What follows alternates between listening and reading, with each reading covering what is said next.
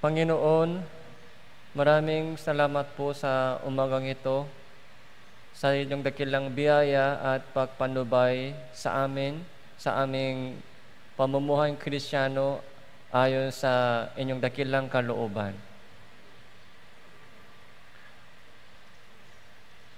Nung nagtungo po kami sa kapahamakan, iniligtas niyo po kami mula sa walang hanggang parusa sa pamamagitan ng dakilang sakripisyo ng Panginoon. At binigyan niyo po kami ng panibagong pag-asa at panibagong buhay na patungo sa kaharian ng Diyos. Habang buhay pa po kami dito sa lupang ito, hindi niyo po kami pinababayaan at iniiwanan, at tinutulungan niyo po lagi kami upang makapaglingkod po kami sa iyo at magampanan ang katungkulan at ministeryo na ipinakatiwala niyo po sa amin, na ipangaral niyo yung Ebanghelyo sa mga minamahal po namin sa buhay.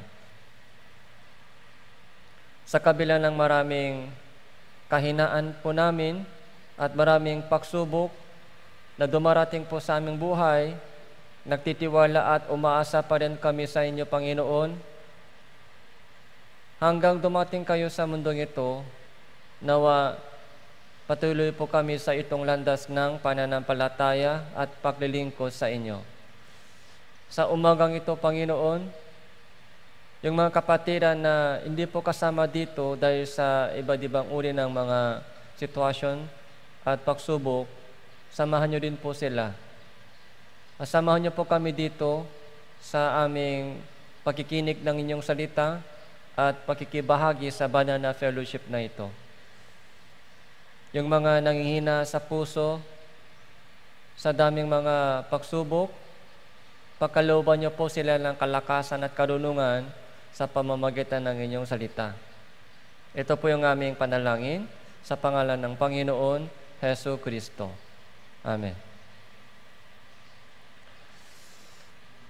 Buksan po natin ang ating mga Biblia, Hebreo chapter 11.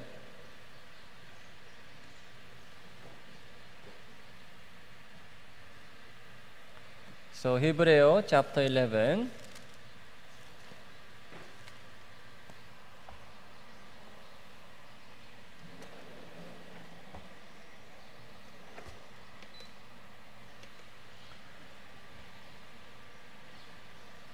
So, magmula verse 1 hanggang verse 7 po. Hebreo chapter 11, magmula verse 1 hanggang verse 7. Magsalitan po tayo.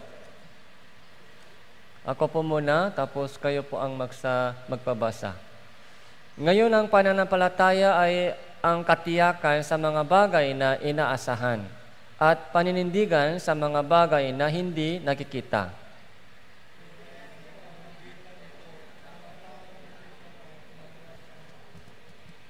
Sa pananampalataya ay nauunawaan natin na ang mga salibutan ay nilikha sa pamamagitan ng salita ng Diyos.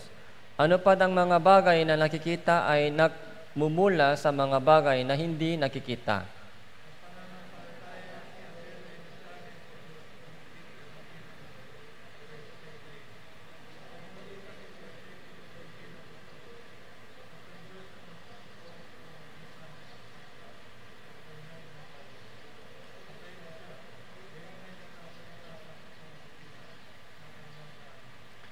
So, hindi ko po narinig. Sabay-sabay tayo, daan-daan. So, verse 5, ako po. Sa pananampalataya, si Enoch ay dinalang paitaas, ano pat hindi na niya naranasan ang kamatayan. Hindi na siya natakpuan sapagkat siya ay kinuha ng Diyos. Sapagkat bago siya dinala paitaas, pinatotohanan na ang Diyos ay nalugot sa kanya.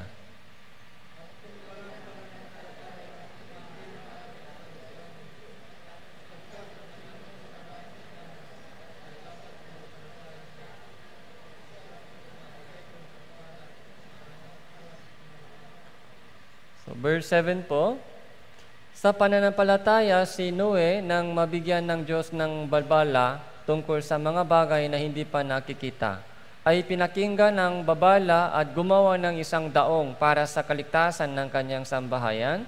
Sa pamamagitan nito ay hinatulan niya ang sanlibutan at siya ay naging tagapagmana ng katuwirang ayon sa pananampalataya.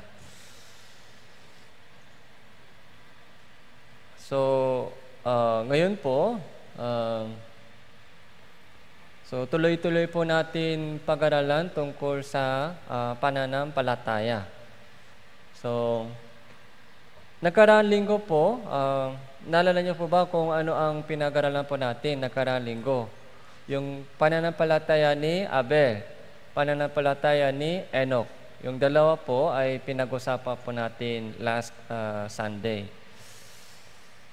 So ngayon po, konting review muna tayo tungkol kay Enoch, saka tuloy po natin pag-isipan kung anong pananampalataya meron si Noe. So, una sa lahat, yung pananampalataya ni Abel. So, anong uri ng pananampalataya ni Abel? So, ito po yung tatlong tao po. So, ito yung parang 3-step sa ating pananampalataya. Yung 3-step sa ating pamumuhay Kristiyano.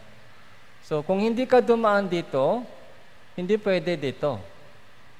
Tapos, kung hindi ka dumaan sa yung second step, so hindi pwede ito.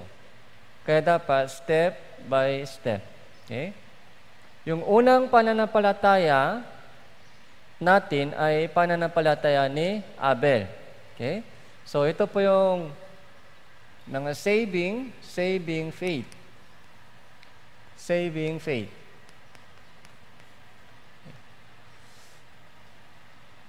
So para di ba last Sunday, kaya pinag-usapan tungkol kay Abel saka Cain. Okay, itong dalawa.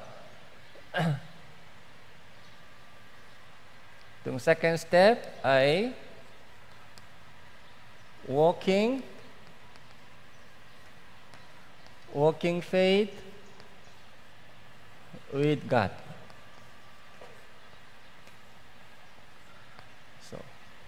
Salvation muna. Ito po yung mahalaga, saving faith. Kung wala po tayong saving faith, kahit sinisikap natin kaluktan ang Diyos, walang kabuluhan. Useless po yung ating pagsisikap. So, Pastor, gusto kong maglingkod sa Diyos. Anong gagawin ko? Ano ang dapat kong gawin para maging malugod ako sa Diyos, para makapaglingkod ako sa Diyos? Bigyan mo ko ng ministry. Pero kung hindi pa sure sa kaligtasan, hindi pwede siya makalakad sa Diyos, hindi pwede siya makalakad kasama ng Diyos, hindi pwede magbigay ng lingkod, hindi pwede siya makapaglingkod sa Diyos. Katulad po ni Noe. Ito po ay ministry.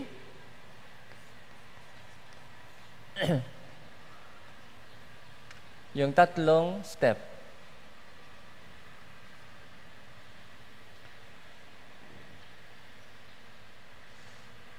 So, yung mga nagsabi kay Jesus sa Matthew chapter 7, so maraming nagsasabi sa akin, Panginoon, Panginoon. Ano po yung sinabi nila? Hindi ba kami nagpropesiya sa inyong pangalan? Hindi ba kami nagpalayas ng mga demonyo sa inyong pangalan? Hindi ba kami gumawa ng maraming gawang makapangyarihan sa inyong pangalan? Ano pong sinabi ni Jesus sa kanila? Salamat. Ganun po ba? Ang sinabi ni Jesus sa kanila, sino kayo? Hindi kita kilala. Kilala mo ba ako? Hindi kita kilala. Kilala mo ba ako? Paano ka nagpropesya sa aking pangalan? Hindi kita kilala. Paano ka nagpalayas ng mga demonyo sa aking pangalan? Hindi kita kilala. Paano ka gumawa ng mga miracles sa aking pangalan? Hindi kita kilala.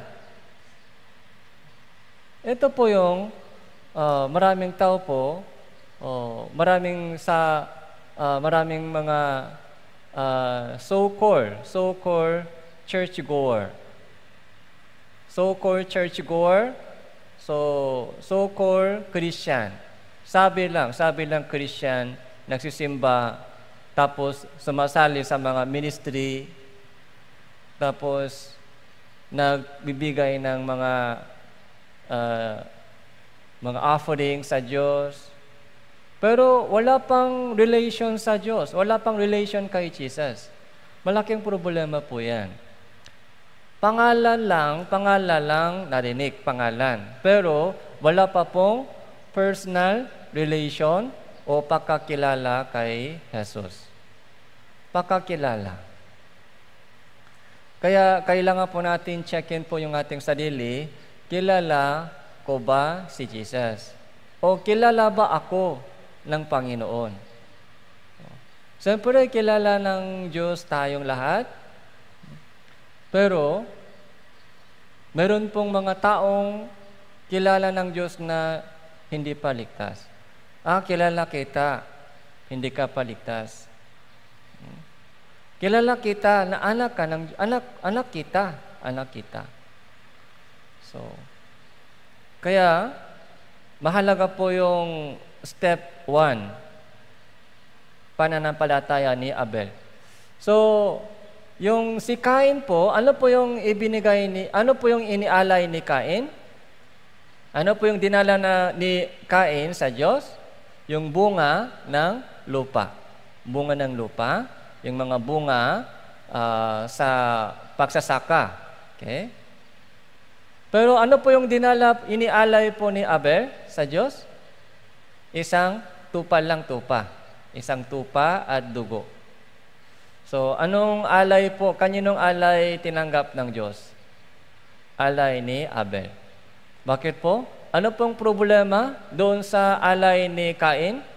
Kulang ba yung prayer? O kulang ba yung sikap? Kulang ba yung mga yung katuwiran doon?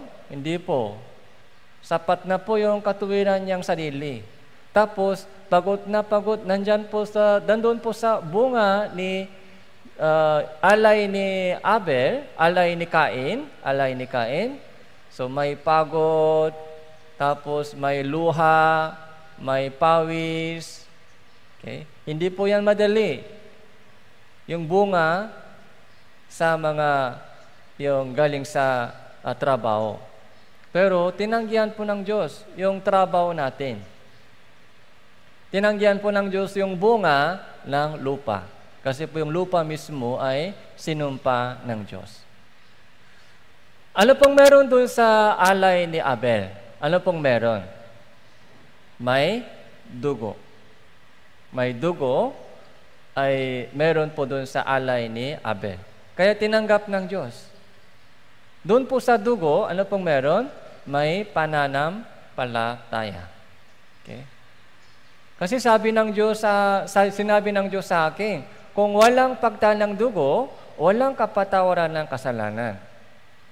Kung walang pagtanang dugo, walang kapatawaran ng kasalanan, kaya dapat paniwalaan po natin yung kanyang sinabi. Sakripisyo talaga kailangan ng isang hayop kasi hindi ko kaya. So wala yung sarili kong katuwiran, yung trabaho ko o katuwiran ko, yung mabubuting gawa ko ay walang kabuluhan sa harap ng Diyos. Kaya nagtitiwala lang ako sa dugo ng itong hayop ito. May namatay para sa akin. Kaya tinanggap ng Diyos yung handog ni Abel. Kaya ligtas na po si Abel. Kaya pananampalataya ni Abel ay yung saving faith. Saving faith. Tapos yung second step, si Enoch. So, ano po yung storya po ni Enoch? So, tatanungin ko po kayo kung nakinig po kayo ng mabuti. Okay. Sa loob ng ilang taon, lumakas si Enoch kasama ng Diyos? Sa loob ng ilang taon, lumakas ba si Enoch kasama ng Diyos?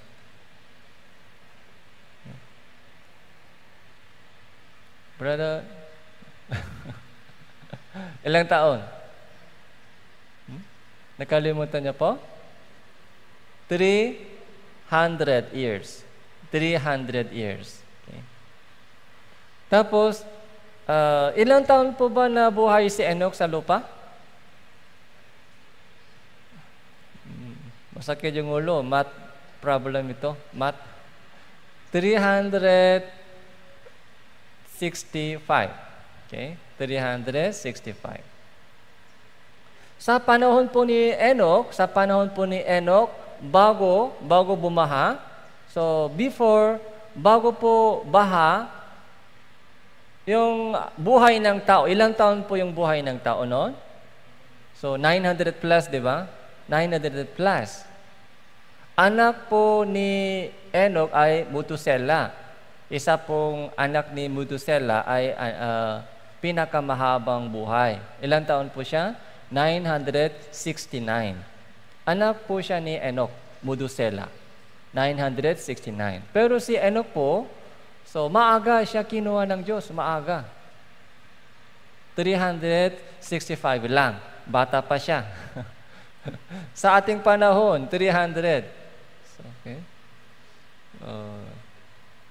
Wala, di ba? Walang tao.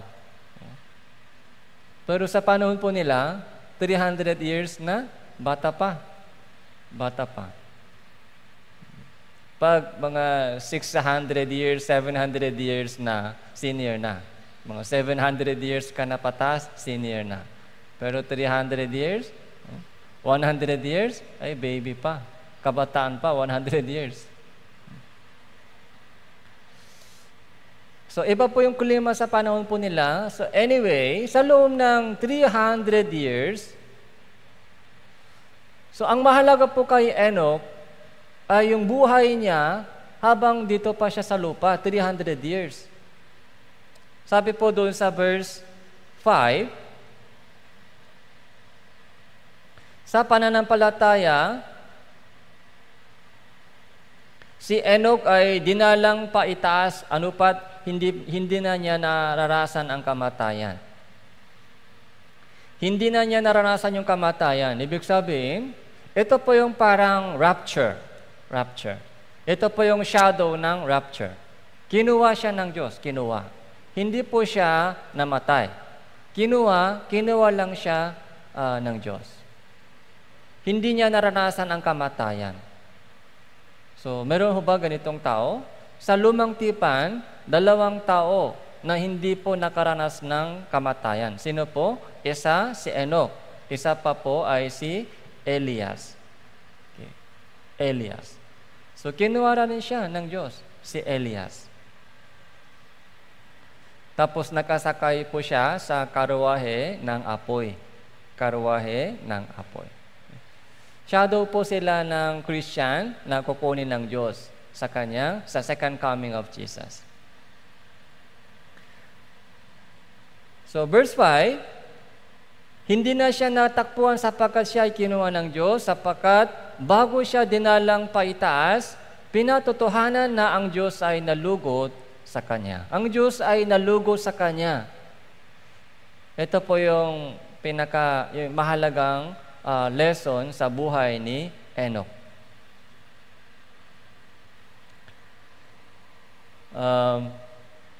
Ilagay po natin dito yung tali. At pumunta po tayo sa Lumang Tipan, Micah, chapter 6.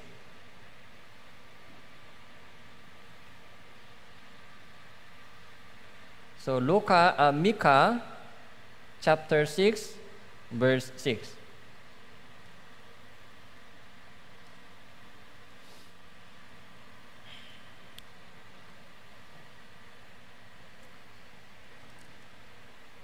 Babasahin ko po, magbula verse 6.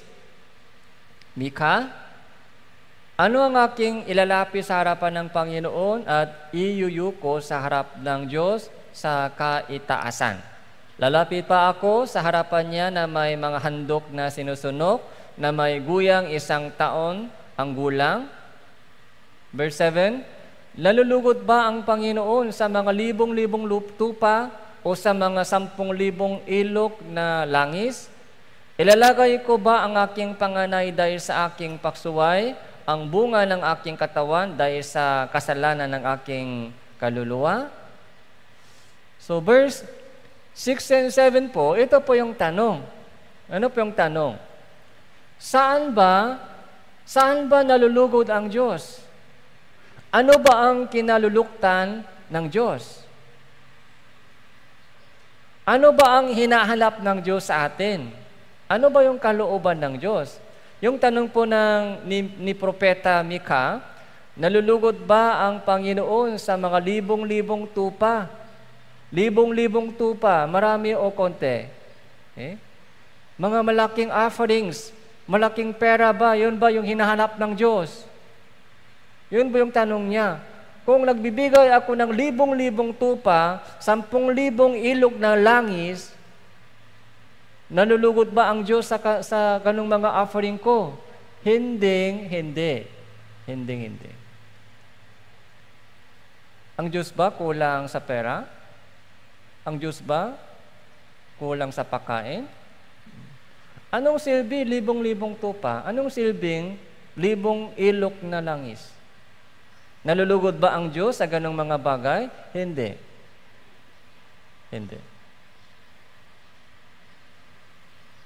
Lalapit pa ako sa harap niya na may handok na sinusunok, na may guyang 1 taon ang gulang. Okay. Ibibigay ko ba ang aking panganay? Di ba? Panganay. Dahil sa aking paksuway. Okay. Firstborn. Ibibigay ko ba yung panganay ko para sa aking paksuway? Bunga ng aking katawan dahil sa kasalanan. Ito po yung tanong po ni yung propetang Mika. Ano bang ikalulugot ng Diyos?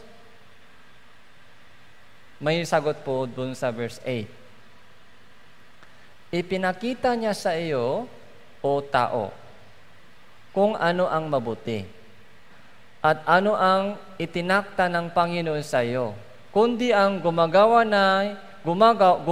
na may katarungan at umibig sa kaawaan at lumakat na may kapakumbabaan sa nakasama ng inyong Diyos. Ano po yung hinahanap ng Diyos sa atin? Katarungan. Ito po yung hinahanap ng Diyos, katarungan. Dapat lumakat po tayo sa tama. Okay? Katarungan, just. Ano pa po? Ano pa po yung hinahanap ng Diyos sa atin? Pag-ibig. Umiibig sa kaawaan. Merciful love. Maawa ka sa kapwa mo. Katulad naawa, kung paano naawa ko sa iyo, ganun din, maawa ka sa kapwa mo. Huwag kang magalit sa kanila. Huwag kang matampo sa kanila. Huwag kayong makipag-away. Magmahalan kayo sa isa't isa kung paano minahal ko kayo. Yun po ang kalooban ng Diyos. Yun po ang walking with God.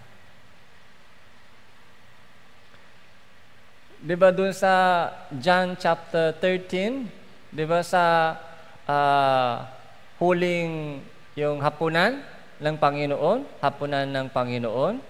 So, ano po yung ginawa ni Jesus? So, pagkatapos ng doon sa huling hapunan, hinugasan ni Jesus yung mga paa ng mga alagad. So, alam niyo po ba yung storya na yan? So, John chapter 13. Sinabi po ni Pedro, Panginoon, wag po, wag niyong hugasan yung paa ko, marumi, maamo yan. Wag po. Pero sabi ni Jesus, Kung hindi kita hugasan, so wala tayong relation. Wala tayong relation. Wala kang bahagi sa akin. Kaya nagtaka si Pedro, ay kung ganoon, Panginoon, hugasan mo hindi lamang yung paa, pati kamay, pati yung katawan. Sabi po ng Diyos, sabi po ni Jesus, pag naligo ka na, paa lang kailangan hugasan, araw-araw. Paa lang. So, mayroon pong meaning doon, yung paliligo po ay salvation. Kahit naligo na po tayo, nahugasan po tayo sa dugo ni Jesus, malinis na yung ating katawan, pero yung paa ay araw-araw kailangan hugasan. Dahil habang buhay pa tayo sa mundong ito, lumalakad, di ba? Lumalakad tayo sa lupa. Kaya yung paa po ay nadudumihan araw-araw. May contact sa salibutan. May contact. Kaya mamaya, pagka-uwi nyo po sa bahay, anong gagawin po ninyo? Maghugas ng kamay, tapos, di ba? Ito yung kamay po ay madalas po may contact. Kaya, pagka-uwi, so yung kamay, paa, hinuhugasan po natin. Tapos sinabi ni Jesus sa kanila, sa mga alagad, magmahalan kayo sa isa't isa. Kung paano minahal ko kayo. So yun po yung napakahalagang utos ng Diyos. Magmahalan kayo sa isa't isa. Kaya dito po, katarungan, just. Tapos, pag-ibig. Tapos, ano pa po? Chapter 6, verse 8, lumakat na may kapakumbabaan na kasama ng inyong Diyos. Lumakat. Walking humbly with your God. Walking with God. So, ano po ang hinihingi ng Diyos sa atin? Yung pagbibigay ng libong-libong tupa? Yun ba yung hinahanap ng Diyos? Hindi po.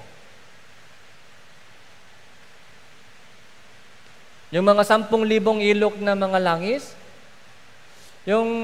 Siyempre po, yung ating mga handog galing sa pusong nagpapasalamat, so mahalaga. So baka may nagsabi, Pastor, kung gano'n, hindi na kailangan tithes and offering. So, kailangan po yung tithes and offering po ay expression ng ating pusong nagpapasalamat. Pero, meron pong mas mahalagang bagay. Ano po? Yung walking with God daily. Daily walking with God. Christian living po yan, Christian living. Daily walking with God. Hindi lamang po sa Sunday. Narinig po ba ninyo yung salitang Sunday Christian? Yung Sunday Christian. From Monday to Saturday, parang yung buhay niya, yung focus niya sa buhay ay trabaho, mga pag-aaral, yung mga makamundong bagay lang iniisip from Monday to Saturday. Pero pagdating sa Sunday, Lord's Day yan, Lord's Day. Kailangan dapat ibigay sa Diyos yung Lord's Day. Kaya sa Lord's Day, nakabihis ng maayos, nagsisimba, nagpupuri sa Diyos, nagbibigay ng offering, tapos nag-enjoy ng sermon, umuwi. Tapos from Monday to Saturday, so walang Bible reading, walang prayer, nag-enjoy sa salibutan o busy sa salibutan. Sunday Christian. Hindi po siya lumalakat na kasama ng Diyos araw-araw. Yung Christian living po, hindi po yung mga Sunday attending. Hindi po ito Christian living. Yung ganitong mga gawain po, Sunday mga service natin, ay parang Nagpapadiesel po tayo ngayon, nagpapadiesel. Gas station po ito, gas station. Parang charging time, charging time. Di ba pag ubos na po yung diesel, gasolina, pumupunta po daw sa gas station. So, kailangan magpa-diesel, kailangan magpa-gasolin.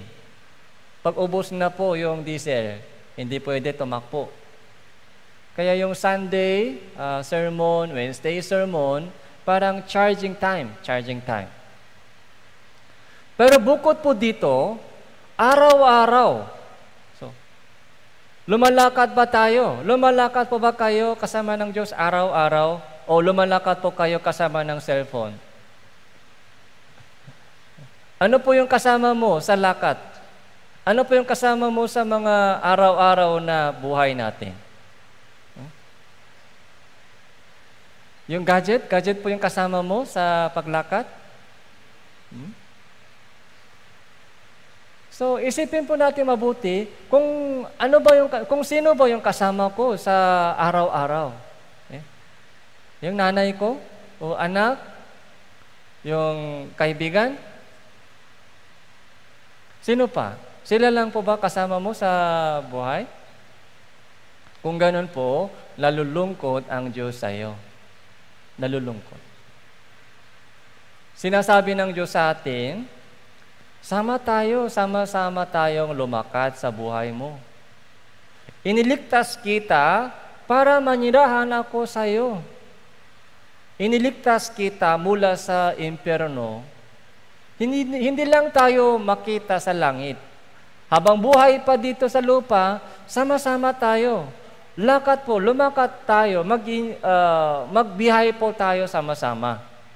Sasamahan kita.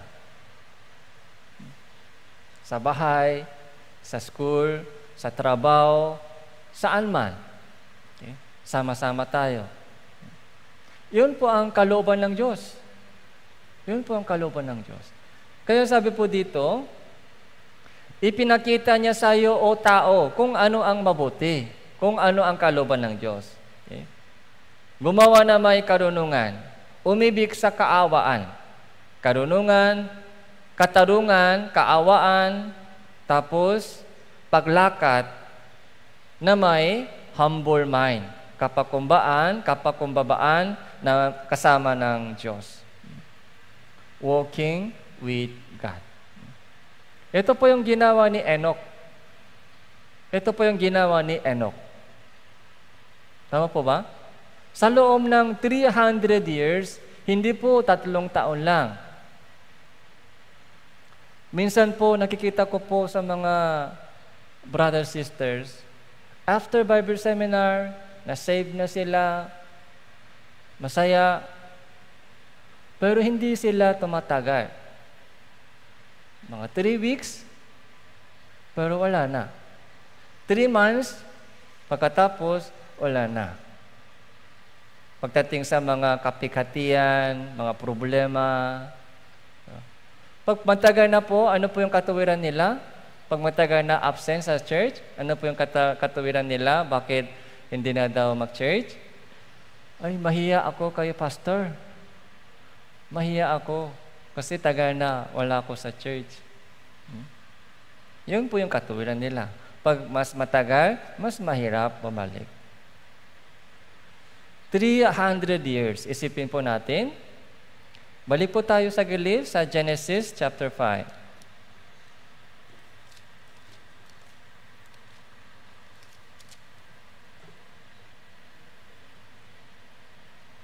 So Genesis chapter 5, verse 21.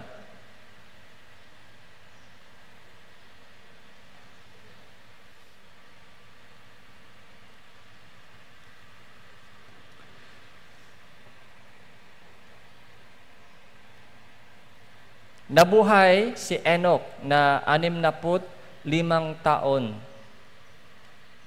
At naging anak niya si Methusalem. Lumakas si Enoch na kasama ng Diyos pagkatapos na maipanganak si Methusalem ng 300 taon. At nagkaanak pa siya ng mga lalaki at babae At ang lahat ng naging araw ni Enoch ay 365 taon. Verse 24, basahin po natin, 3, 2, 1. Lumakas si Enoch na kasama ng Diyos at hindi na siya natakpuan sapagkat siya ay kinuha ng Diyos. Lumakat siya kasama ng Diyos. Ang Diyos po ay lagi po niyang kasama sa paglakat. Ito po yung blessing talaga. Sino po yung kasama mo sa panahon ng kahirapan? Sino po yung kasama mo sa panahon ng pagturusa? Okay. Sino po yung kasama mo sa panahon ng tukso ng salibutan? Maraming tukso galing sa salibutan. Maraming temptation. Kung wala kang kasama, delikado. Madali kang matitiso kung wala kang kasama. Di ba minsan dumadaan po tayo sa libis ng kahirapan, sakit. Okay? Pag nakasakit ka at nakahiga ka sa bahay, may lagnat. Walang gana sa pagkain. Nahirapan tayo sa sakit, di ba? Nanghihina yung katawan. Minsan, nalulungkot. So, hindi ako inaalaga ng anak. Hindi ako inaalaga ng asawa ko. Parang wala na akong kasama. Kung may kasama sa family, mas salamat pa rin. Salamat sa Diyos. Dahil may kasama sa panahon ng kahirapan. Pag ako lang nag-iisa talaga, mahirap.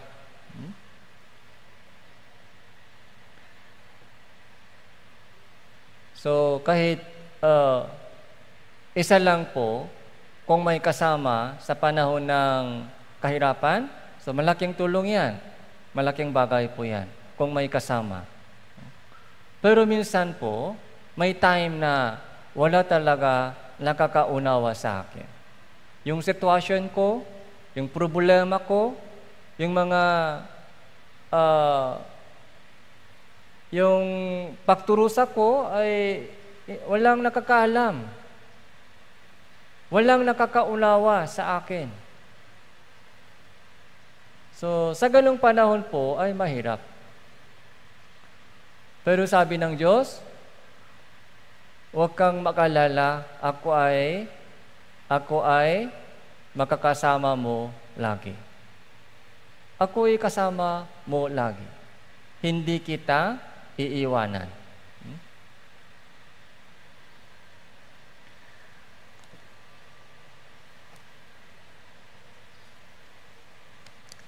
John chapter 15, pumunta po tayo sa John.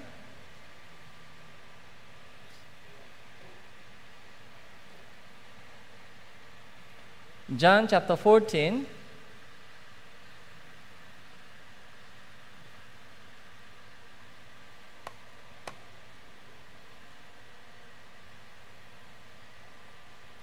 verse 15. 14 verse 14 po muna. John chapter 14 verse 14.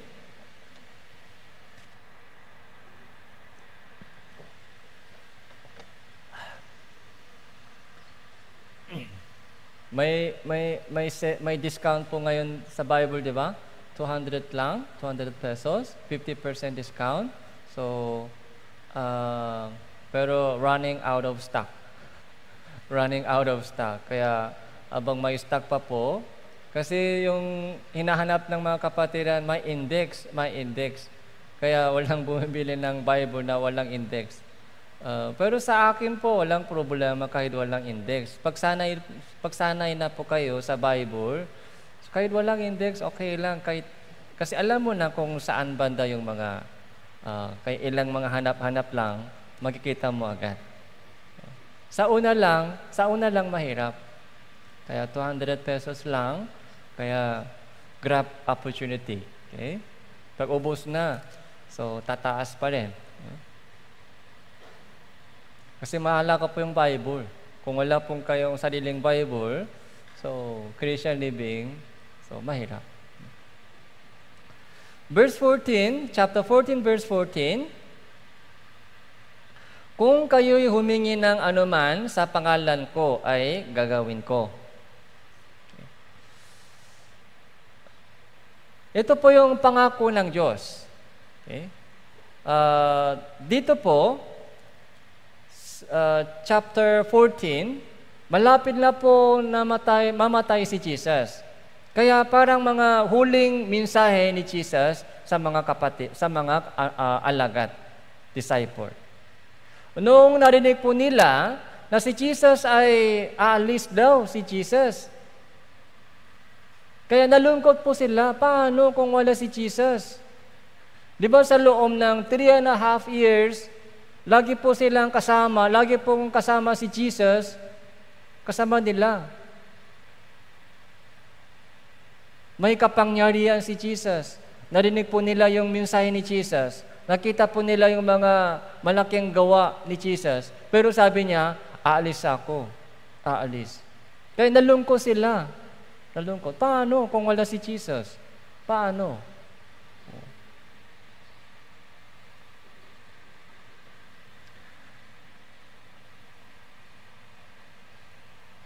Kaya sabi po ni Jesus dito, chapter 14 verse 1. Huwag mabagabag ang inyong puso. Sumampalataya kayo sa Diyos, sumampalataya rin naman kayo sa akin. Nung nakita po ni Jesus na nalulungko sila, ito po yung sabi niya, huwag kang mag-alala. Sumampalataya lang ka sa Diyos at sa akin. Verse 2, sa bahay ng aking ama ay maraming tahanan.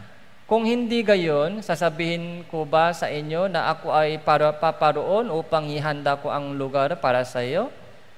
Verse 3, at kung ako ay pumunta doon ay maihanda ko ang isang lugar para sa iyo, ako ay babalik. At kayo ay tatanggapin ko sa aking sarili upang kung saan ako naroon, kayo din ay naroroon. So, ngayon po, ito po yung ginagawa ng Panginoon ngayon. 2,000 years ago, namatay siya sa cross, naganap na yung kaligtasan, tapos binuhay siya muli sa mga patay, umakyat na sa langit. Ngayon po, ito po yung ginagawa ng Panginoon. Inihanda po niya ngayon ang lugar, yung kaharian ng Diyos para sa atin. Pag ready na po yan, pag ready na po yung mga taong pupunta sa langit, okay, yung lugar po dito, isipin po natin yung mga malaking mansyon, pero hindi po. Saan po? Ano po yung templo ng Diyos? Nasaan po yung templo ng Panginoon? Katawan ng mga Christian. Iglesia po ay body of Christ. Yung body of Christ, Iglesia, Church, ay binubuo ng mga taong ligtas. Kaya, habang dumadami na po ngayon po yung mga taong ligtas, darating po yung time, malapit na matapos yung construction na ito. Malapit na. Yung pinakamalaking construction po ng Diyos. Yung tahanan ng Diyos, Iglesia, malapit na matapos na ito. Siguro po ngayon po, finishing ngayon ginagawa ng Diyos. Finishing. Mga pintura lang, okay? Mga pintura sa mga yung finishing process ngayon. Malapit na matapos itong construction. Kung natapos na po ito, babalik si Jesus. At kukunin po niya yung mga taong ligtas. Ito po yung pangako niya, babalik ako. Babalik. Verse 4, nalalaman ninyo ang daan patungo sa lugar na aking pupuntahan. Sinabi sa kanya ni Thomas, Panginoon, hindi namin alam kung saan ka pupunta. Paano namin malalaman ang daan? Sinabi ni Thomas po ay, di ba, maraming tanong, maraming duda si Thomas. Di ba? Noong nagpakita si Jesus sa mga alagad, ang wala lang po doon si Thomas. Hindi po niya nakita. Kaya nung sinabihan siya ng mga ibang alagad, Ay, nakita namin si Jesus, binuhay siya muli. Pero si Thomas po, naniwala po siya? Hindi. Hindi ako maniniwala. Hindi ako maniniwala kung hindi ko ilalaga yung daliri ko sa kamay niya at sa paligid niya. Hindi ako maniniwala. Kaya si Jesus po ay nagpakita kay Thomas. Iunat mo yung daliri mo, tapos ilagay mo dito. I-check mo. Doon po siya naniwala. Si Thomas po parang practical takbo ng isip. Kung hindi niya nakikita, ayaw niya maniwala. Ito po yung tanong po ni Thomas. Hindi namin alam kung saan ka papunta. Paano namin malalaman yung daan? Verse 6. Ito po yung sikat na talata, di ba? Verse 6. Basahin po natin. 3, 2, 1. Sinabi sa kanya ni Jesus, ako ang daan at ang katotohanan at ang buhay. Sino man na hindi makakarating sa Ama kundi sa pamamagitan ko. Ako ang daan. Ako ang katotohanan at ang buhay. Okay. Sino mang hindi makakarating sa Ama kundi sa pamamagitan ko. Si Jesus is the way. Highway patungo sa Diyos. Naka-ready na po yung way na ito. Walang ibang paraan. Mama Mary, maraming tao ay lumalapis kay Mama Mary. Pero si Mama Mary po, hindi po siya daan. Isang tao lang siya. Tao lang siya na ginamit ng Diyos para ipanganak si Jesus sa mundo ito. Yung mga santo, santa, yung mga santo ninyo, pwede ba sila maging daan ito patungo sa Diyos? Hindi po. Tao lang siya. Hindi pwede silang panalanginan. Hindi pwede sila dalanginan. Dumadalangin din po sila sa Biblia sa Diyos. Nagdasal din po sila sa Diyos sa Biblia. Pero ngayon po, sila po ay dinadalanginan ng mga tao. Malaking kasalanan po yan. Si Jesus lamang po yung way patungo sa langit.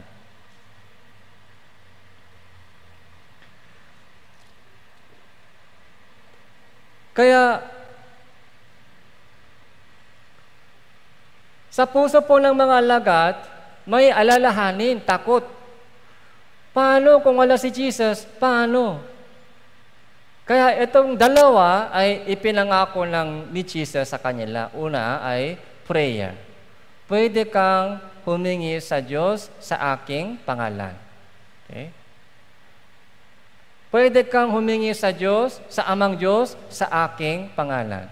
Okay? At gagawin ng Ama ang hinihingi mo. Yung prayer. Okay? May paraan. Parang cellphone. Okay? Iniwanan ni Jesus sa atin yung cellphone. Gamit mo ito. Anytime, tumawag ka sa akin. Anytime. Okay? Kung may cellphone, di ba? Kung walang cellphone, mahirap makontakin, di ba? Pero kung may cellphone tayo, so tuwing may namimiss po sila, tumatawag sa kanila. Kamusta ka? Okay. Anong problema mo? Nagkasakit ka ba dyan? Through cellphone, di ba? Nangungusap. Kahit hindi po kasama sa katawan, pero may communication through cellphone. Araw-araw. Sa pamilya. So, gaano kadalas tumatawag po kayo sa mga family? Sa mga kaibigan, gaano kadalas? Araw-araw, di ba? Minuto-minuto? Nagtitext po kayo? Oras-oras? Pa-close po, di ba? Pa-close. Lagi usap, pa-close. Bumibisita, pupunta sa bahay. Pa-close na po yung best friend. Saka yung close yung family. Laging usap. Yung bumibisita, pumupunta, so tumatawag. Maganda po yung mga bonding, pa-close na po. Sa Diyos po ba tayo ganun ka-close? Yung prayer po, isang paraan na iniiwan ng Diyos sa atin. Lumapit ka sa Diyos sa pangalan ko. Tapos, verse 13,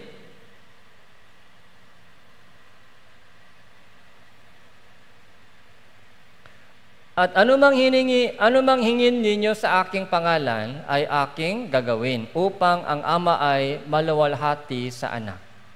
Ito po yung pangako ng prayer. Okay. Tapos, meron po tayong cellphone ng panalangin. Kaya anytime, di ba, pwede po tayo tumawag sa Diyos.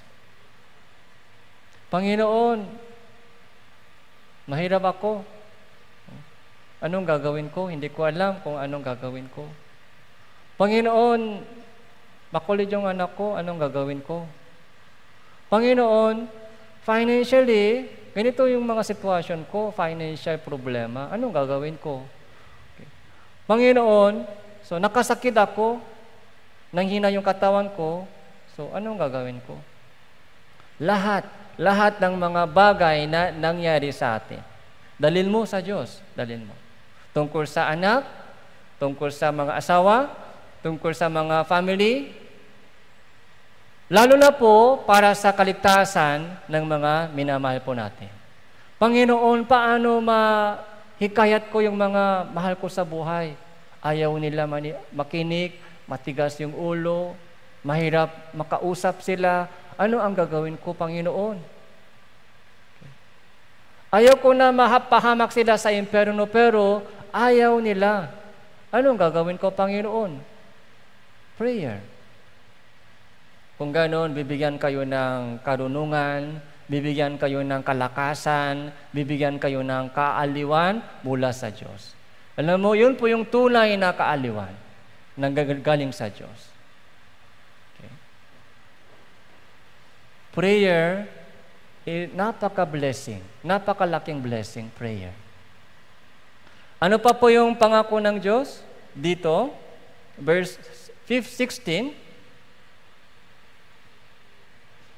at hihingi ko sa Ama at kayo ay bibigyan niya ng isa pang mga aliw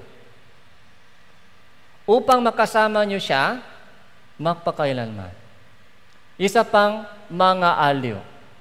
Ano po yung trabaho ng itong mga aliw? Okay. Ito po yung kasama natin. Sinabi ni Jesus, hihingi ko sa Ama at kayo ay bibigyan niya ng isa pang mga aliw. Mga aliw. Comforter. Umaaliw siya sa atin. So, meron po tayong ganitong kasama. Kahit dumaan po tayo sa matinding hirap, may inaaliw po tayo ng Holy Spirit. Okay. Huwag kang masyadong malungkot. Nandito ako, kasama mo. Okay. Bumangon ka muli. Magtiwala ka lang sa Diyos. Tuloy-tuloy ka sa iyong ginagawa mo. Darating yung time na sasagutin ng Diyos yung prayer mo. May aliw, may kaaliwan galing sa Diyos. Yung pangalan niya ay mga aliw. Helper, Comforter. Verse 18 po, hindi ko kayo iiwang nag-isa. Ako ay darating sa iyo. Hindi ko kayong iiwan nag-isa. Ako ay darating sa inyo. Yung mga nanay at tatay dito, yung mga nanay, pag yung anak mo, isa lang, nag-iisa lang siya sa bahay, anong puso mo? Yung anak mo, nag-iisa lang sa bahay. Pwede ba matagal sa labas? Hindi pwede, di ba? Tapos, pag umalis ka, dahil may lakad ka sa Manila, tapos yung anak mo ay isa lang nag-iiwan sa bahay. Ano ang inihanda mo? Bahala ka dyan, mamaya lunch. Ganun po ba? Medyo malilate ako, bahala ka dyan, bahala ka, ikaw magluto, ikaw ng tanghalian, magluto ka ng kahaponan, maglaba ka. Ganun po ba? Hindi po. Yung lunch, yung mga dinner, inihanda ng nanay. Tapos, hindi matagal sa labas. Yun po yung puso ng magulang. Pag yung isang anak lang na iwan. So, ganun din po ang ginagawa ko ngayon pag umalis ako sa bahay. Okay? Pag umalis ako sa bahay, inihanda ko yung pagkain. Para kanino? Para sa anak. Okay? Ganun din po yung mga ginagawa ng nanay. Paano kaya ang Diyos? Iniiwanan niya tayo dito sa lupa ng isa? Okay. See you in heaven. Ganun po ba yung sinasabi ng Diyos sa atin? See you in heaven. Ikaw ang bahala? Hindi po ganun. Mula nung ligtas po tayo, anak tayo ng Diyos. Anak tayo ng Diyos, kaya habang buhay pa tayo sa lupang ito, lagi po siyang kasama natin. Lagi po siyang kasama. Kailangan po natin yan paniwalaan. I-try mo prayer. I-try mo yung prayer. Okay? Bawasan ng konti yung time sa gadget. Bawasan ng konti yung time sa Mobile Legends. Bawasan ng konti yung time sa Facebook. Pagkagising sa umaga, so mag-pray muna kahit 5 minutes. Bago matulog ka, i-try mo. Sa una, mahiya ako. Mahiya ako magsabi. Anong sasabihin ko sa Diyos? Mahiya i-close yung mata. Mahiya lumapis sa Diyos. Anong sasabihin ko sa Diyos? Wala akong sakit. Anong sasabihin ko? Dati, pagka sakit lang, lumalapis sa Diyos. Pero kung walang sakit, anong sasabihin ko? Dati, pagdating sa mga financial problema, doon ako lumalapis sa Diyos, pero ngayon, may pera na. Anong sasabihin ko sa Diyos? Sa una, parang konti lang sasabihin. Pero, habang tumatagal po kayo sa prayer, malalaman mo na maraming bagay ay gusto mong sabihin sa Diyos. Malalaman mo. Okay. Sa ngayon, hindi pa sanay sa prayer. Kaya maiksi lang, di ba? Pagka kumain tayo, salamat sa Diyos sa pagkain.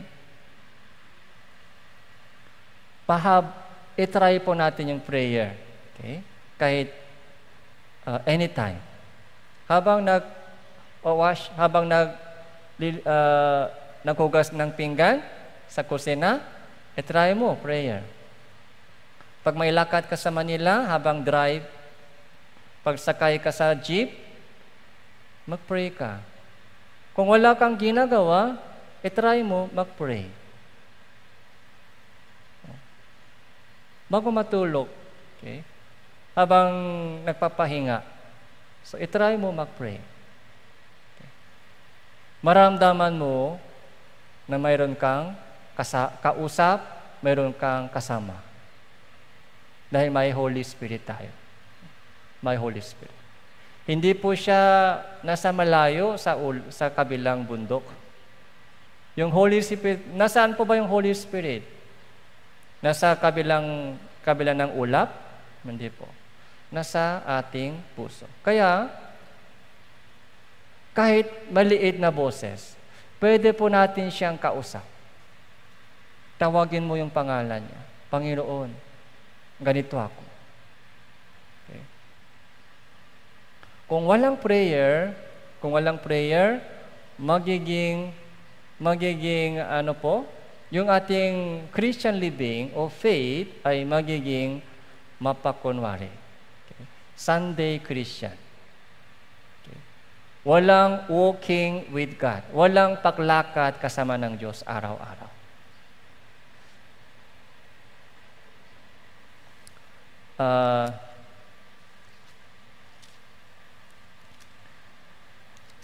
Deuteronomy chapter 30, Lumang Tipan, Deuteronomy chapter 30.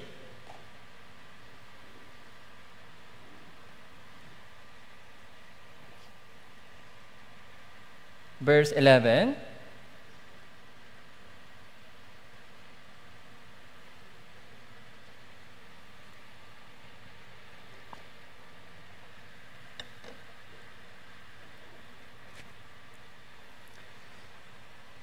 Sapagkat ang utos na ito na aking iniuutos sa iyo sa araw na ito ay hindi napakabigat para sa iyo ni malayo.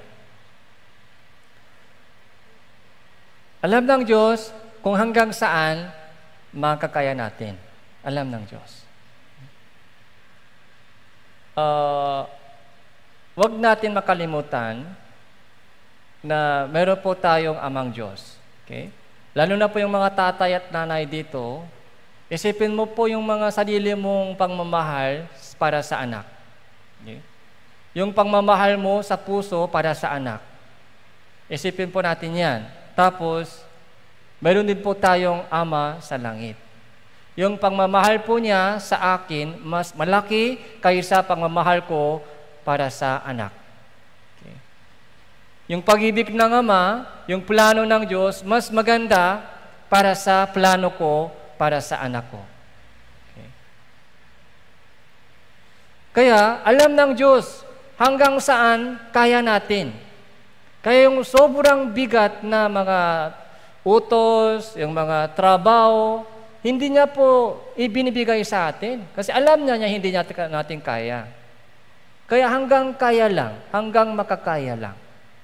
Yun po yung promise ng Diyos. Pero minsan, di ba, sa ating experience, ang bigat. Parang sobrang bigat sa akin. Hindi ko kaya. Pero sabi ng Diyos, kaya mo yan. Pero sa sarili ko, sabi sarili, hindi ko kaya. Alin ba tama? Sino ba tama? Ang Diyos ba o tayo? Ang Diyos pa ay tama. Ibinibigay ng Diyos sa atin yung power, lakas, para kakayahin natin yon. Kakayahin natin. Hindi napakabigat para sa iyo ni malayo. Verse 12, wala ito sa langit upang huwag mong sabihin, sino aakyat sa langit para sa atin at magdadala niyo sa atin, magpaparinig pa sa atin, upang ating marinig at magawa. Wala sa langit yon. Verse 13, ni walang sa kabila ng dagat upang huwag mong sabihin, sino ang dadaan sa dagat para sa atin, magdadala niyo sa atin, magpaparinig sa atin upang ating marinig at magawa. Verse 14, basahin po natin, 3-1. Kundi ang salita ay napakalapit sa iyo, ito ay nasa iyong bibig at nasa iyong puso, kaya't ito ay inyong magagawa.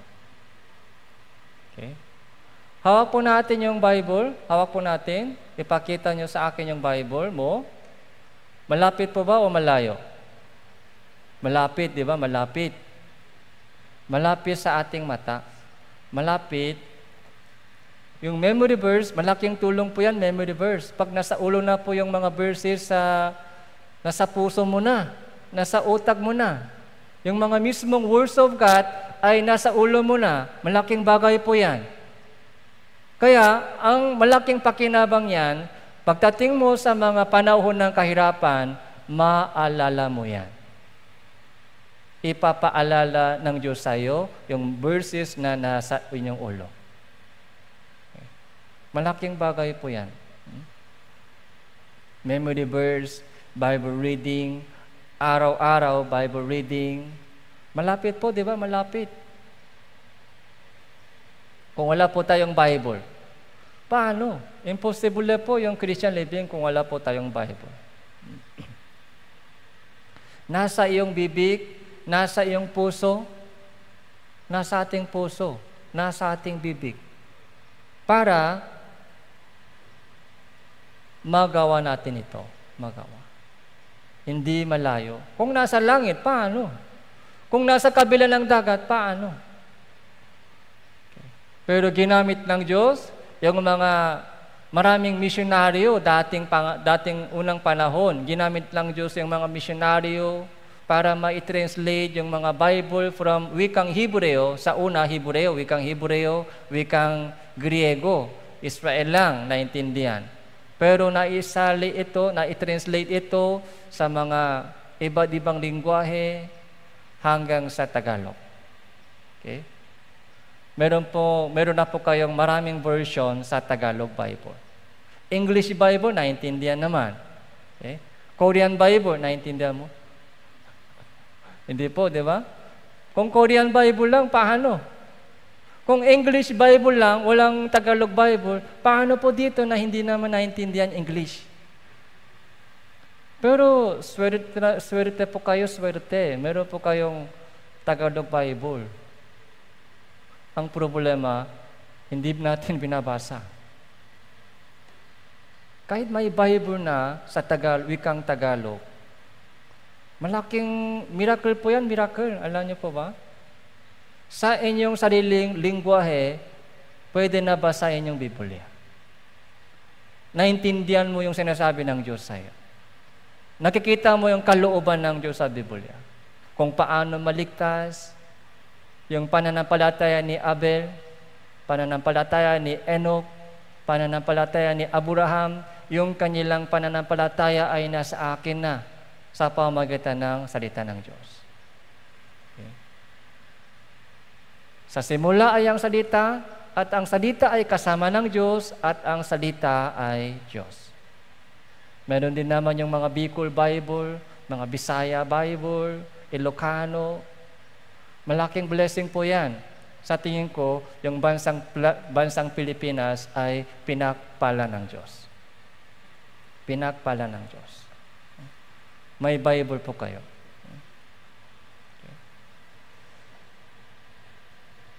Ang problema lang, hindi binabasa.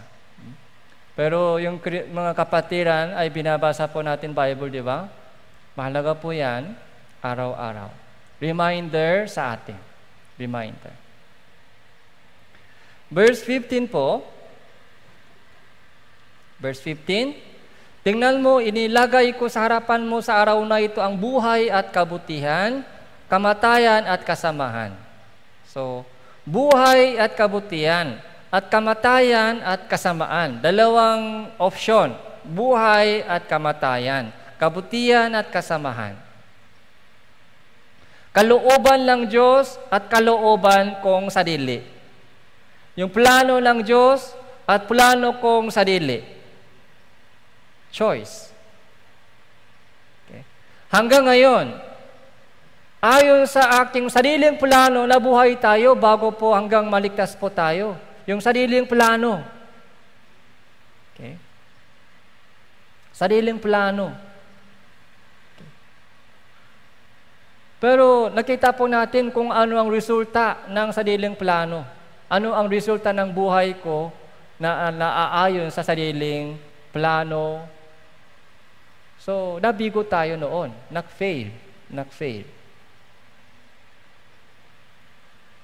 Ginagamit naman ng Diyos yung kabiguhan mo para maligtas ka. Ibinaba ng Diyos yung puso mo sa pamamagitan ng kabiguan mo. Kung tagumpay lang tagumpay ka lagi, nandito ka ngayon? Wala po.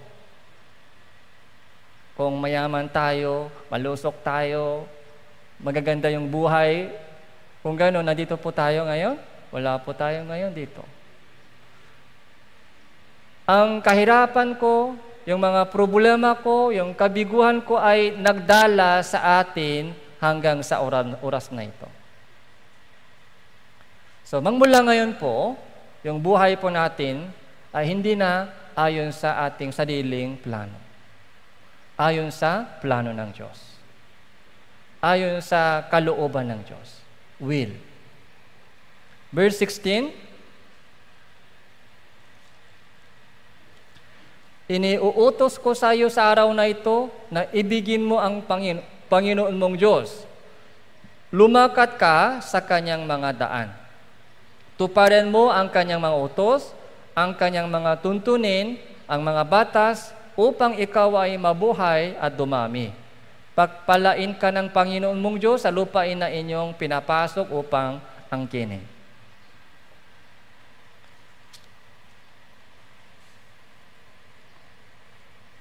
Ito po yung pangako ng Diyos. Verse 20, ibigin mo ang Panginoon mong Diyos, sundin ang kanyang tinig, at manatili ka sa Kanya.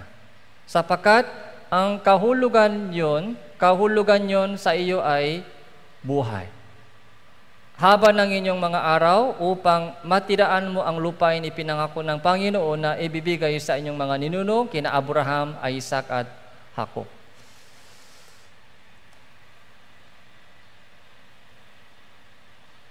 So, balik po tayo sa Hebreo.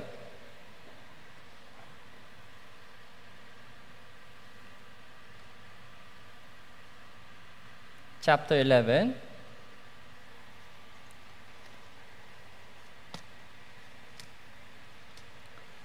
So, walking with God. Okay? Yun po yung pananampalataya ni Enoch. 300 years. Okay? Chapter 11, verse 6.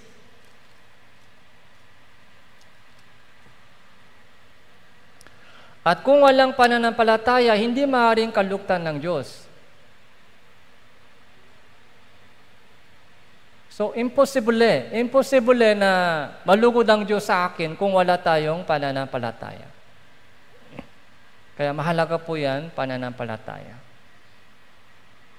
Kung mayroon po tayong pananampalataya, may resulta. Okay? Check-in po natin yung ating sarili. Kung may pananampalataya po tayo sa puso, kung may pananampalataya tayo sa Diyos, ang ganito po yung dapat mangyari. Umaasa at nagtitiwala tayo sa Diyos. Kung may pananampalataya. Umaasa sa Diyos, nagtitiwala sa Diyos, at may kapahingaan sa puso. May kapahingaan. Yun po ang bunga ng faith. Trust in God. Trust. Yung baby, yung mga bata, nasa kandungan ng magulang, nagpapahinga po ba sila o hindi? Nagpapahinga. Nasa kandungan ng magulang. Okay? Yun po yung trust. Kung meron po tayong trust in God, okay, may kapahingaan sa puso. Kung walang trust, okay, ngayon po ba, nakaupo kayo dyan? May trust po ba kayo sa upuan o wala? May trust po kayo sa upuan o wala? So, nagtitiwala po kayo ngayon sa upuan. Nagtitiwala po kayo ngayon sa upuan, kaya, so, pahinga, di ba? Pahinga. Kayong kapahingaan po, peace of mind, ay bunga ng tiwala sa Diyos. Kung may pananampalataya, ano pa po nangyayari? Nagpapasalamat tayo sa Diyos. Nagpapasalamat. Dahil lahat po ng mga nangyayari sa akin ay galing sa Diyos. Lahat po ng mga blessing na ini-enjoy po natin ngayon ay galing sa Diyos. Kaya kanina po yung kanta ng choir, ano po yung kanta ng choir? Bilangin mo ang blessing, pagpapalain. Okay? Bilangin mo ang pagpapala. Okay? Kaya sana po gawin po natin itong kaugalian, yung counting the blessing. So, wag natin bilangin yung kulang. Pag bilangin mo yung kulang sa iyo, masakit yung ulo, lagi malungkot. Laging malungkot, laging kulang. Kulang yung budget. Kaya sa mga anak, kung tumitingin ka sa mga bahagi ng makulit, masakit yung ulo. Pero isipin po natin, lagi ba siya makulit o minsan sumusunod? Minsan sumusunod. Pag sumusunod po sila sa inyo, so puriin mo siya. Salamat, anak. Salamat sa tulong mo, anak. Pero agad utos, walang salamat, utos. Pagtapos niya isang utos ng nanay, utos na naman, agad utos na naman. Kung ganun po, pagod din sila, yung mga anak. Pagkagawa nila po isang utos mo, magpasalamat ka muna, salamat anak. Okay? Kung walang tulong mo, mahirap ako. I'm proud of you. Okay? Sa una, hindi sanay tayo, ganyung mga salita. Pero i-practice mo. Minsan, yakapin mo sila. Ay, paano? Malaki na. Pero okay na, yakapin mo sila. Tapos, ganong mga thankful mga mind giving. So, sa kabila ng makulit. Okay. Makulit sila, pero so itry mo, puriin sila. Kung mayroong nagawang tama. So yung pananaw po, pananaw mahalaga. Pananaw natin. Okay. Kaya yung blessing lang, bilangin po natin. Pag binibilang mo yung mga bagay na ibinigay ng Diyos sa iyo, magtataka ka. Ay, marami pala ang blessing ibinigay ng Diyos sa akin na hindi ko napapansin. Dati, hindi ko napansin yung blessing ng Diyos. Pero, marami pala. Okay. Marami pala. May bahay na ako. May tulugan ako. Salamat. Okay. Kahit wala akong sariling kwarto, pero kahit papaano, may tulugan, may bahay. Dati, complain, bakit wala akong sariling kwarto? Yung mga kaibigan ko, may sariling kwarto. Pero, kung isipin po natin, mayroon ding tao na walang bahay, walang tulugan. Separate. Kung sama-sama yung family, salamat. Okay? Sama-sama yung family ko. Mayroon din po yung mga family na hiwalay yung family. Dahil sa iba-ibang sitwasyon. Kaya sa lahat ng mga bagay, kahit bumagsak na yung grado ng mga anak mo, so konti lang galit. Tapos, salamat, malakas yung katawan. Walang sakit. Walang sakit yung anak ko.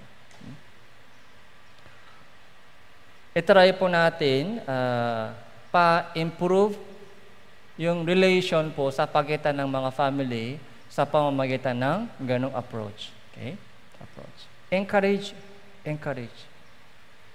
So, you can do it. Kaya mo yan. I-try mo. Naghihintay ako. Kasama mo ako lagi. So, ako ay laging nasa likod mo. Okay? Kung naramdaman po ng mga anak, ganong mga puso ng magulang, so they will try. They will do their best. They will try. Meron din silang isip. So, gagawin din po nila yung kanilang best. Okay?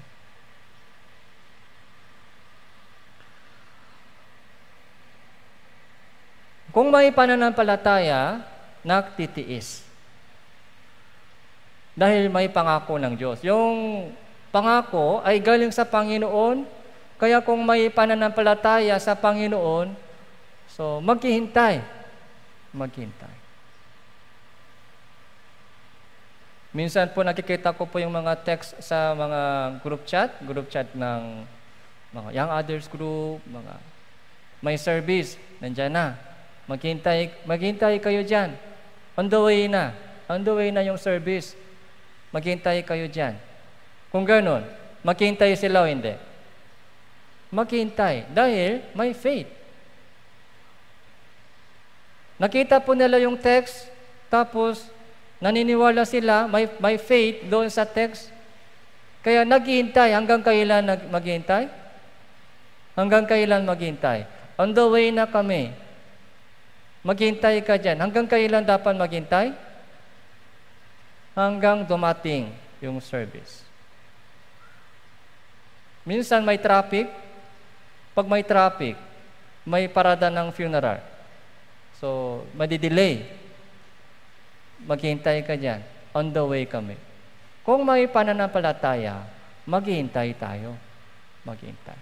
Hindi po natin alam yung timing ng Diyos. Kung kailan sasagutin ng Diyos yung prayer ko, wala po tayong idea. So, kung kailan matutupad yung promise ng Diyos, hindi po natin alam kung paano. Pero kung meron po tayong tiwala sa Diyos, sa Panginoon, maghihintay. Maghihintay. Manatili sa pwesto ko. Manatili sa posisyon ko. Pwesto, posisyon. Alam mo ba, lahat po ng mga nandito ngayon, meron po kayong posisyon sa church. Meron po kayong posisyon sa church. Kailangan mag-stay sa pwesto po natin. Pwesto ng baby Christian, pwesto ng mga batang Christian, pwesto po ng mga leader. So, dapat manatili po doon sa ating mga pwesto. Kung gano'n, makikita po natin yung katuparan ng pangako ng Diyos.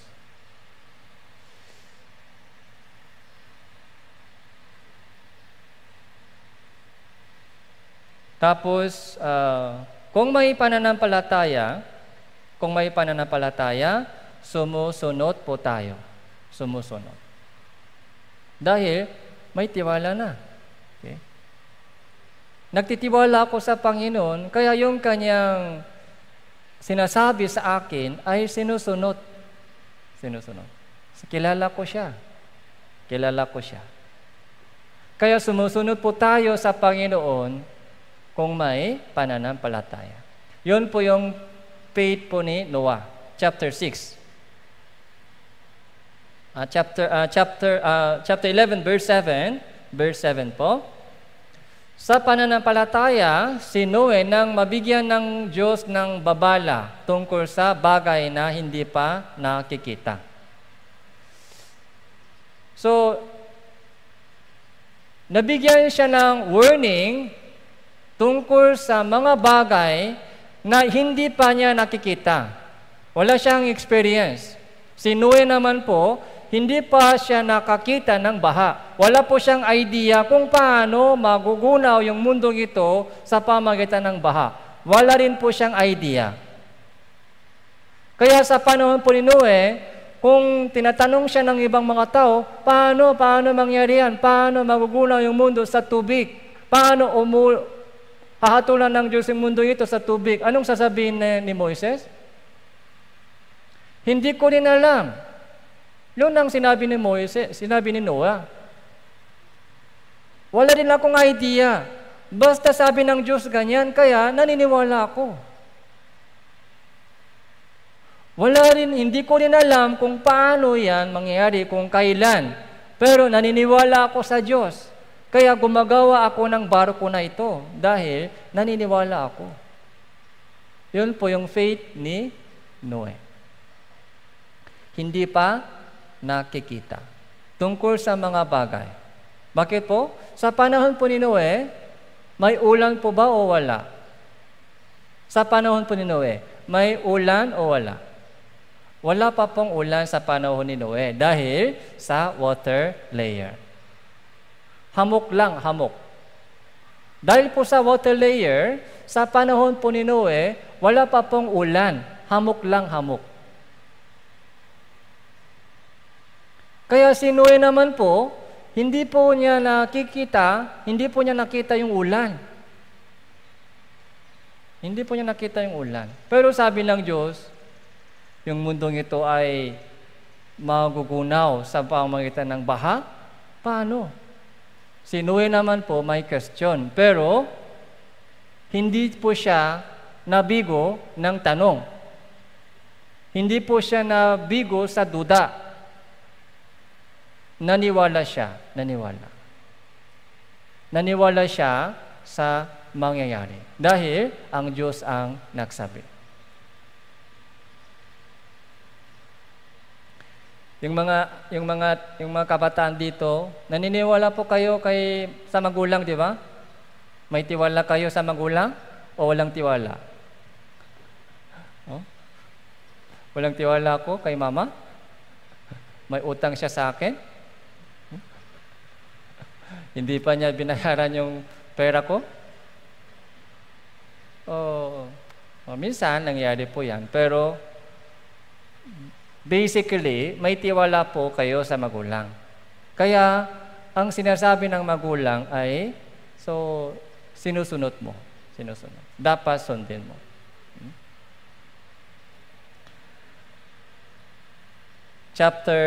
Verse 7, pinakinggan ang babala at gumawa ng isang daong para sa kaligtasan ng kanyang sambahayan. Sa pamamagitan nito ay hinatulan niya ang salibutan at siya ay naging tagapagmana ng katuwiran ayon sa pananampalataya.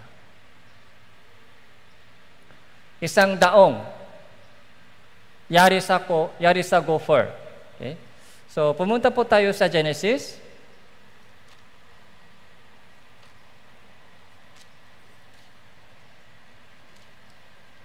Genesis chapter 6.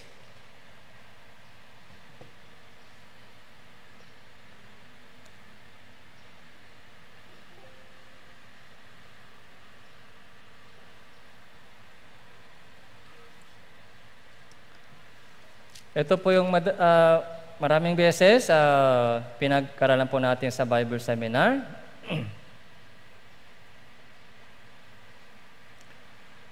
Chapter 5 muna, chapter 5, verse 32. Nang si Noe ay may 500 taon, naging anak niya sina Shem, Ham, Japhet. Okay? So, nung si Noe ay 500 taon, 500 years, ipinanganak si Sem, Ham, Japhet. Tapos,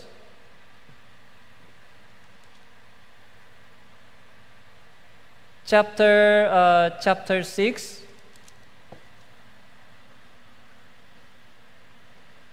verse 9.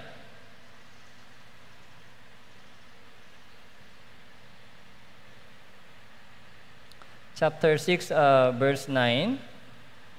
Ito ang mga lahi ni Noe. Si Noe ay lalaking matuwid at walang kapintasan noon kapanahunan niyan. Si Noe ay lumakat na kasama ng Diyos. Si Noe ay lumakat na kasama ng Diyos. Katulad po ni Enoch, di ba? Si Enoch lumakat kasama ng Diyos. Si Noe lumakat din kasama ng Diyos. At matuwid siya, walang kapintasan sa harap ng Diyos. Kaya binigyan siya ng ministry. Sa tingin niyo po yung paggawa ng barko, madaling gawin po yan o mahirap gawin? Ano po yung size ng barko ito? Size ng barko? Verse 14. Verse 14. Gumawa ka ng isang daon na yari sa kahoy ng gopher. Gumawa ka ng mga sili sa daong, pahiram mo ito ng alkitran sa loob at labas. Gagawin mo ito sa ganitong paraan. Ang haba ng sasakyan ay 300 siko, ang luwang ay 50 siko, ang taas ay 30 siko. Gagawa ka ng isang bintana sa sasakyan at tapusin mo ito ng isang siko na dakong itaas. Ilalagay mo ang pintuhan ng sasakyan sa kanyang tagiliran gagawin mo ito na may una, ikalawa, ikatlong palapak. So ito po yung mga disenyo at sukat.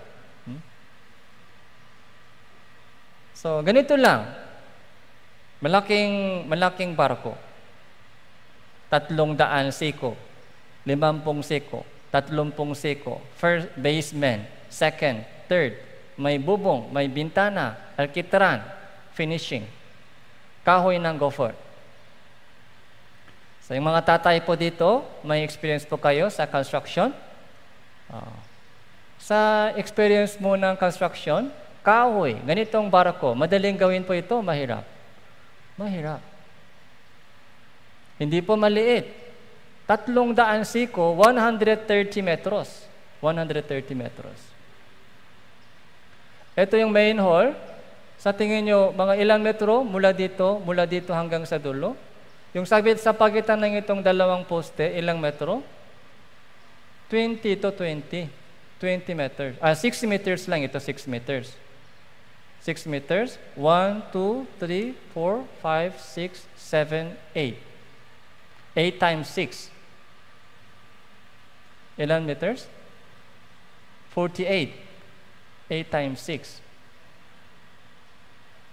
130 meters. Isa pang main hall. Okay. Tapos isa pa. Ganong kalaki. Okay. Kahoy. Saan kukuha ng kahoy? Saan kukunin yung alkitran? Yung manpower, labor. Saan kukuha yung labor? Yung mga materialis. Masakit yung ulo. Pero si Noe po, okay, bakit po binigyan siya ng ganitong kalaking ministry? Si Noe po ay tapat. Bukod po doon sa pananampalataya, si Noe ay tapat. Kahit anumang iniutos ng Diyos sa kanya, walang complain, walang excuse. Ginagawa niya yun. Chapter 7, verse 5.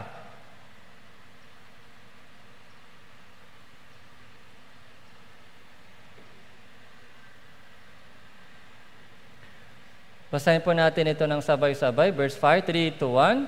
At ginawa ni Noe ang ayon sa lahat ng iniutos sa kanya ng Panginoon. Ginawa ni Noe ang ayon sa lahat. Okay? Ayon sa lahat ng iniutos ng Diyos sa kanya.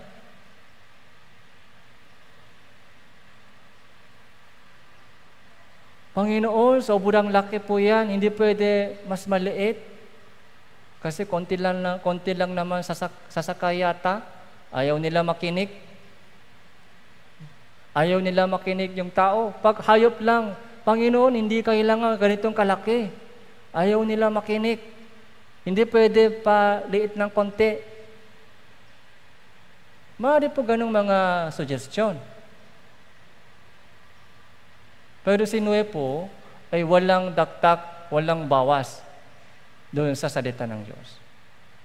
Katapatan. Alam kung gaano katagal po yung nagugol sa construction po ito. Ilang taon. Di ba, nung nanganak po yung 3 anak, 500 si Noe. 500 years. Tapos, kailan po dumating yung baha? 600 years. Verse 6 po, si Noe ay 600 taon nang ang baha ng tubig ay dumating sa lupa. 600 years.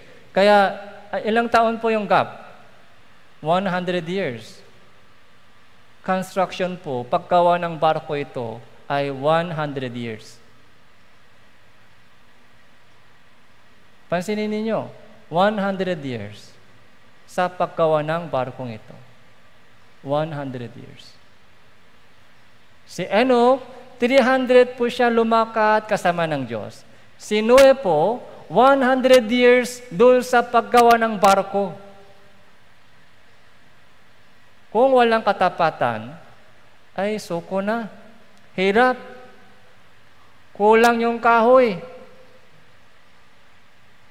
kulang yung materialis, kulang yung alkitran. Yung barko, dapat kompleto. Di ba, baha po yan, pangbaha yan. Kaya pag kulang yung bubong, anong mangyayari? Papasok yung tubig, patay lahat. Pag kulang yung alkitran, walang finishing, waterproofing finishing, pag pumapasok yung tubig, patay na yan lahat. Dapat kompleto yung barko, kompleto. Yung mga hanggang bubong, hanggang alkitran, hanggang finishing. Dapat kompleto, complete. Si Noe po, sa loob ng 100 years, hindi siya umatras. Hindi siya sumuko. Kahit masama yung pakiramdam. Halimbawa, masama yung pakiramdam sa pagod. Anong gagawin? Masama yung pakiramdam. Pero walang ibang tao kapalit ni Noe. Kung wala si Noe, paano yung barko? Walang ibang kapalit ni Noe. Ganun mindset po kailangan sa ating ministry. Pag binigyan ako ng ministry, mamatay ako doon. Kahit maliit na bagay, pag binigyan po ako ng ministry, mamamatay ako doon. Tatapusin ko yung ministry kahit papaano. Yun po yung tamang mindset. Si Noe po ay tapat. Okay. Yung 3 anak, si Shem, Ham, Japhet, tumulong. 3 anak lang. Ilan po ba pumasok sa barko? 8 lang. Kaya ibang mga tao, tumulong ba kay Noe? Hindi, walang katulong. Mga familiar lang. Paano nabuhat po nila yung ganong kalaking mga kahoy, walang matilyo katulad po na ngayon. Mga kahoy lang ginamit niya, kahoy. Walang pako. Walang mga lagari. Walang matilyo. Ang hirap po yung ministry po ni Noe. Pero hindi po siya sumuko. Dahil siya po ang binigyan ng Diyos ng ministry. Hinahanap ng Diyos ganitong tao. Hinahanap ng Diyos ganitong tao. Pag matapat po tayo sa maliit na bagay, sa una, maliit na ministry muna ibinigay ng Diyos. Small ministry lang. Maliit. Pag matapat po tayo sa maliit na ministry, mas malaking ministry ibinibigay. Meron pong mga kapatiran na kahit maliit na ministry, maraming excuse. Pag may konting sitwasyon, wala. Minsan meron, minsan wala. Kung ganun, paano mabigyan siya ng ministry? Kung hindi tapat sa maliit na ministry. Pero kung tapat na po sa maliit na ministry, mas malaking ministry. Tinitingnan ng Diyos kung tapat pa sa malaki. Siyempre, mas mahirap kasi po mas malaking ministry. Mas mahabang time, kailangan. Mas pagod, kailangan doon. Mas pagod, mas mahabang oras. Kung tapat po sa mas malaking ministry, unti-unti, pinapalaki ng Diyos yung ministry dahil matapat siya. Hinahanap ng Diyos, ganong mga kapatiran. Okay. Unang Timoteo,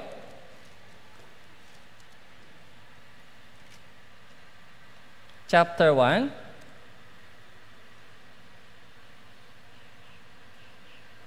verse 12. Unang Timoteo, chapter 1, verse 12.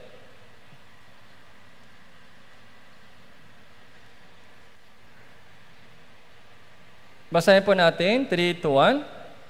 Nagpapasalamat ako sa Kanya na nagpapalakas sa akin, kay Kristo Jesus na Panginoon natin, sapagkat ako ay tinuring niyang tapat, na ako ay inilagay sa paglilingkod sa Kanya.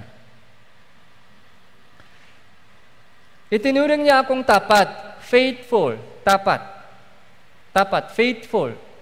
So, isipin natin Noe. Pagdating sa faithful, isipin po natin ng Noe kung may idea po tayo, ano ba yung katapatan? Si Noe po yung example, si Noe. Lahat ng mga iniutos ng Diyos sa kanya ay ginawa niya, lahat. Sa loob ng more than 100 years. Kahit anumang sitwasyon, tinupad po niya yung kautusan yung utos ng Diyos sa kanya. Yun po ang katapatan. Kung hindi si Noe sumunod, kung hindi po sumunod si Noe ng utos ng Diyos, wala tayo na ngayon. Lahat ng tao ay patay na noon.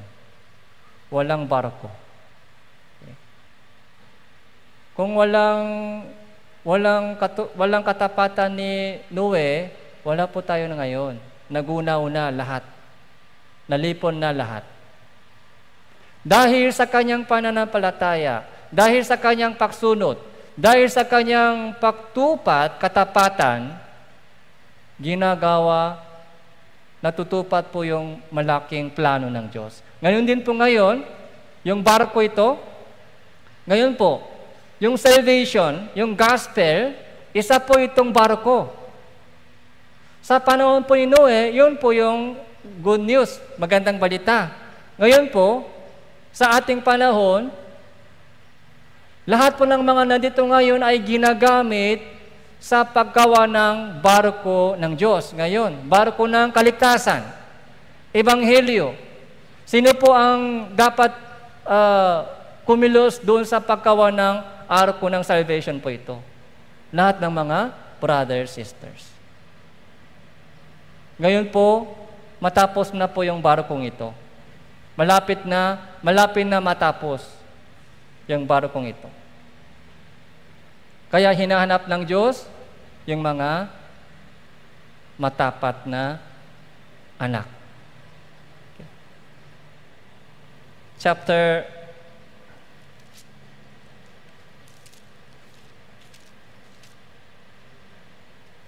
Kaya katapatan po ay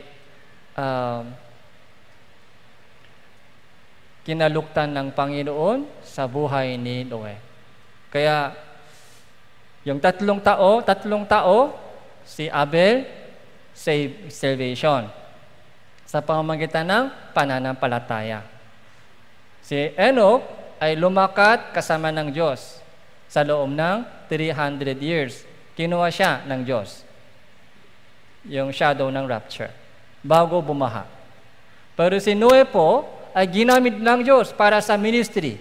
Dahil tapat na tapat si Noe sa ministry. Kaya yung tatlong tao ito ay isang napakagandang example para sa ating pamumuhay Kristiyano. Kaya, yung pagpubulay-bulayan po natin, yung buhay po ng itong tatlong tao, sa ating Christian living. Let's pray together. Salamat po, Panginoon, sa oras na ito, sa pagbibigay niyo po sa amin ng pagkakataon. Nakita po namin kung paano po iniligtas niyo po yung mga kaluluwa at ano ang hinahanap mo sa amin. Nawa lumakat din po kami kasama ng Panginoon, katulad po ni Enoch. Nawa tuparin din po namin ang iniutos mo sa amin, katulad po ni Noe. Samahan niyo po kami at tulungan niyo po kaming lahat. Ito po yung aming panalangin sa pangalan ng Panginoon Hesus Kristo. Amen.